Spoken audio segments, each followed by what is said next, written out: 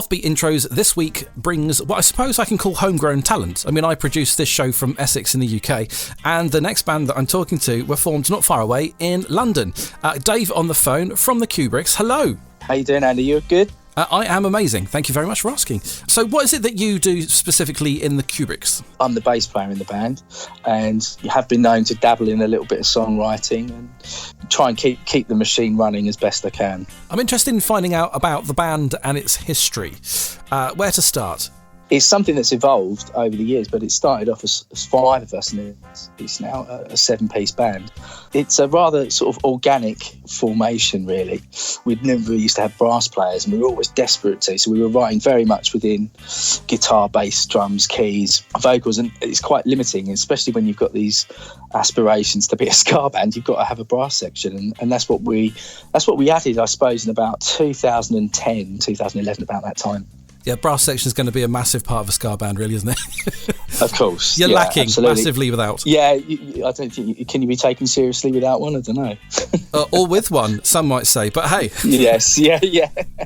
So, looking at your bio, you've been playing alongside and supporting some pretty big bands on the way up, haven't you? Yeah, absolutely. Yeah, I mean, we found ourselves playing alongside some really great bands. I mean, what was a real big eye opener for us? But we had our first ever big festival. I think it was in 2012.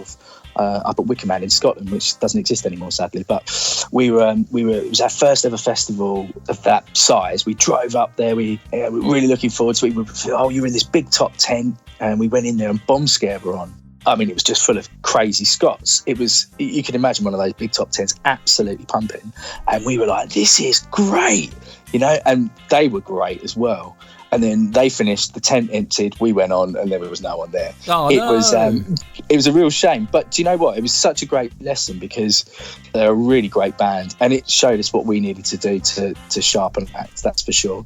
And then, fast forward, played with them a few months ago in 2019 at Hootenanny's in Brixton, and it was really good. Fairly early on, we found ourselves with a main support slot supporting UB40, which was fantastic. That's probably one of the best gigs, I think. Bad Manners, we found ourselves supporting, they're great. That's got to be a crazy gig. Oh yeah, people just go mental at those gigs, don't they? I remember seeing them at the Pink Toothbrush in Rayleigh, and they were absolutely crazy. Well, I think we might have even played with them twice.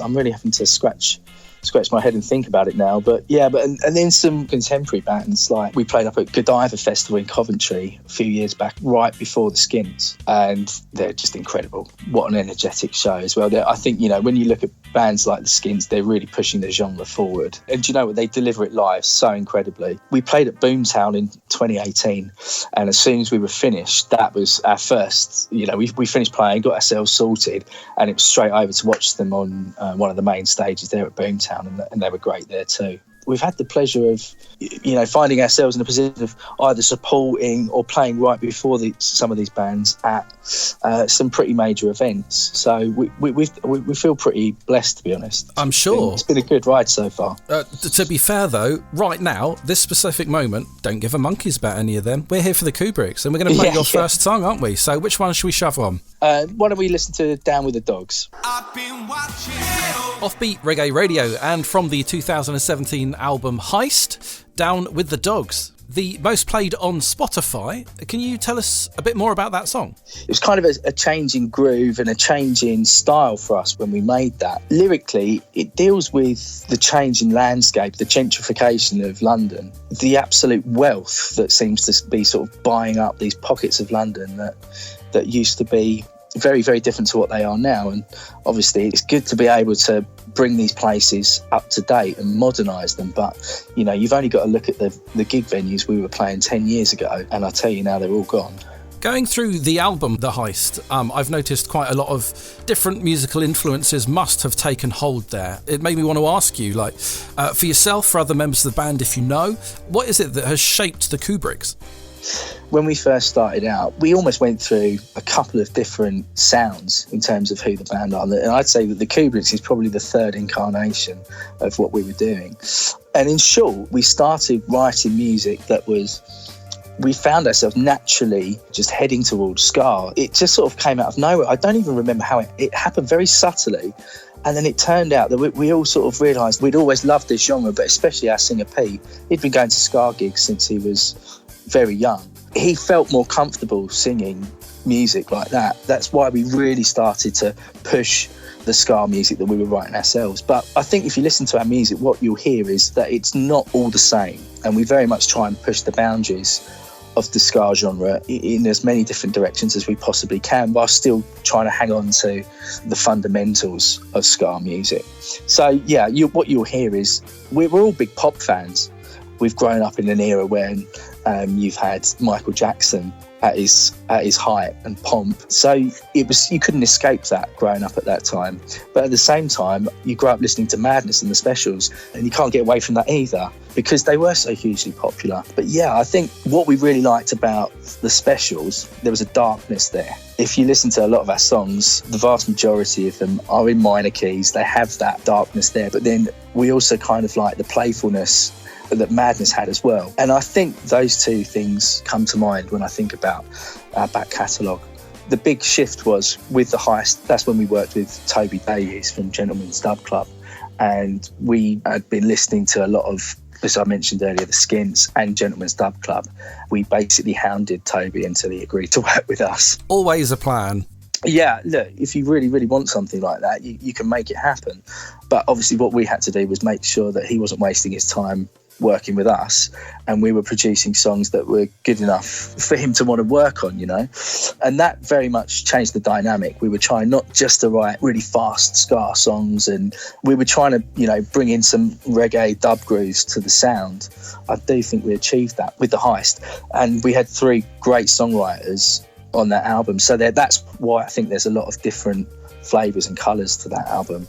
I think, yeah, something we're pretty proud of, to be honest. Loving the fact that your musical influences are bang up to date with Gentleman's Dub Club and also way back 70s, 80s with the Specials and Madness. It's fantastic. Yeah, well, thank you. Yeah, well, look, John, who's been our main songwriter for many, many years, since the band's inception, that was his objective. He was like, what would those bands sound like if they were making ska and reggae records in 2017? That was the aim, totally.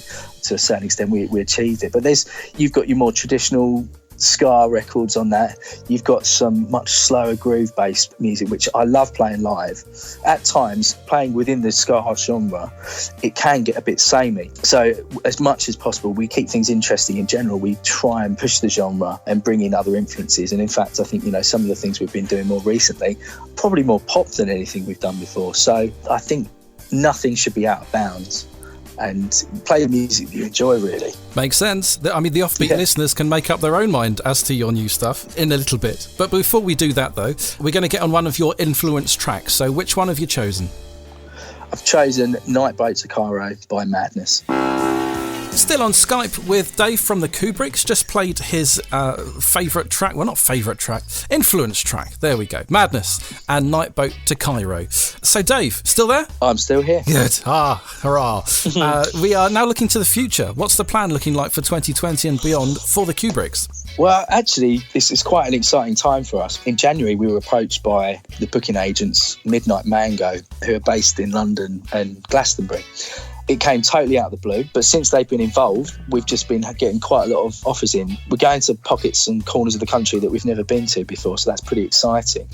Looking at where we're going to be playing this year at the moment, we're at the London International Ska Festival, which is in April. Always a fantastic event. I think it'll be our 3rd or 4th time there, but we're headlining the Do the Dog Skarzine all-dayer at the O2 in Islington. So that's pretty cool. Got a local gig in Colchester. We're going to be at Bearded Theory Spring Gathering up in Derbyshire. That's a lovely festival, that is. It's really, really nice. We were lucky enough to play up there last year. It was all very last minute, and then they liked us, what we did in one of the smaller stages, and they've asked us to play on the main stage this year. So that's awesome. Cool. Congratulations. That's brilliant. Oh, thank you very much. But yeah, you've got Toots and the Maytals there, for example. This year, the Jewelers are there, Neville Staples there, and we're there somewhere down the bill. But yeah, we're really looking forward to going back.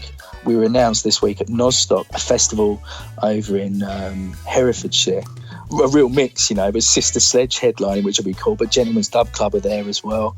That's looking pretty cool. We're also going to be playing at a really big festival, but I can't announce that one just yet. It's slightly difficult for me because I know what it is. You've just told me, but I'm not going to say. Yes, so not going to say. That'll be coming up soon. And then we've got some smaller festivals, but I know that they're working hard on booking us all over the country, really, I think, for the latter part of the year. So we'll see. It's out of my hands now, so I don't book gigs anymore, which is wonderful. Yeah, somebody else can deal with that. I'm quite enjoying it. So looking like gigs and festivals then are incredibly busy for the next year. Thanks to your conscientious and busy booking agent. Thank you to them. Yes. How's it looking as far as recording albums, recording singles? At the moment, we've got a whole bank of songs. We probably could make an album if we wanted to, but the way it's working out financially for us at the moment, and also the way people consume music, we're doing one track at a time. Many people can just listen to music on Spotify or something like that. It's actually more beneficial for you these days to release a track a month, a track every 2 months, as opposed to dumping a year or two's worth of work out in one go and then that's it. I expect you get paid per listen, don't you? Yeah, and it helps with all those algorithms and all that stuff. I would like to do another album soon, and I'm sure we will. Right now, we're pretty happy just doing a track at a time. Now, you've got an exclusive for me, haven't you, which I'm quite excited about. Yes, so the Criminals is out on February the 28th, which for many of your listeners, that'll be the day they hear this podcast. So ties in quite nicely. Sweet. Right, let's stop gabbing then and get it on. Introduce your brand new song, sir. This is Criminals by the Kubricks. The brand new track, an exclusive from Offbeat Reggae Radio, from the Kubricks. What do we think? How has the general feedback of that track been for you? Well, not too many people have heard it yet. We've been sitting on this song since just before Christmas. The band are pretty sick of it already, probably, but what I really like about it is it's a more traditional ska song. I'm really excited to see how the fans of the band are going to react to it. But we've played it to a few people, sent off some private links, and generally the feedback's pretty good, but you never really know until it's released, to be honest. I've had it for about a week and I've played it over and over. I really, really like it. Oh, thank you very much. Cheers. Well, do you know what, Dave? It's been an absolute pleasure to talk to you. Thank you so much for talking to me today. Is there anywhere that you think that people should go check out? What would you like them to do? Where would you like them to go? Well, you can always visit our website, thekubricks.com, and there's links to absolutely everything there. What would be really cool is to get a few more listeners and followers on Spotify. Our search engines seem to be working quite well, so if you Google the Kubricks, it tends to send you to exactly the right place. But please come and check out our music if you've never heard it before, and hopefully we'll get a few more fans. And with our agent working so hard, I've got to mention him, Scott. Thanks, Scott. I think that hopefully we'll be in many more places that we've never been to before, so we look forward to hopefully making some new fans over the next 12 months or so. I do not see why not. And also with the amount of places that you're playing as well, I can imagine that loads of people who won't have heard of you will get very, very excited stood in front of you at a festival. Lovely. Yeah, that'd be lovely. Okay, well, thanks very much for your time anyway. Thanks for having us on. Take care.